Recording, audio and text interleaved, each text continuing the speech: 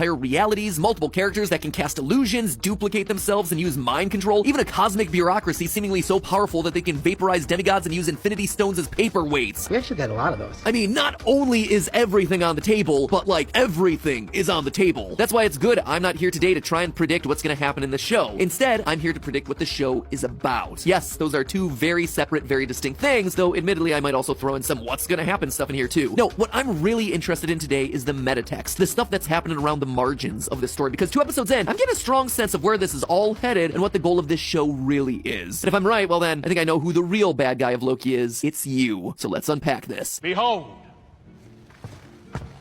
my stuff. What we're doing today is a type of literary criticism called new historicism. Literary criticism is basically a fancy word for interpreting a work of art and supporting your analysis with evidence. Basically a slightly more sophisticated version of writing a 5-paragraph essay for your English class. And there are lots of different ways to do it. You can look at the historical context around a work. You can look at the author and their beliefs. You can ask whether the author is a socialist or a feminist or has an unconscious oral fixation that's coming out through their work. Or you can just ignore all of that stuff and just read the darn book or watch the darn movie and analyze that. Don't worry, we're not going anywhere near that deep. New historicism criticism looks at the work in its historical context under the belief that, hey, this book or movie isn't just a product of an author, but the product of a moment in history. If you really want to understand what its intention is, you have to also understand the historical context into which it was published. And so that is what we're about to do with Loki to understand why, beneath everything else, this is a show about us and our relationship with the current state of Marvel. So let's start at the very top and work our way down, shall we? Starting with what we explicitly see take place on screen. Loki, the series, follows, shock of all shocks, Loki. Not the same one that we know from the first 14 years of MCU movies. He's still dead, most likely. Instead, this Loki is the one from Endgame who grabbed the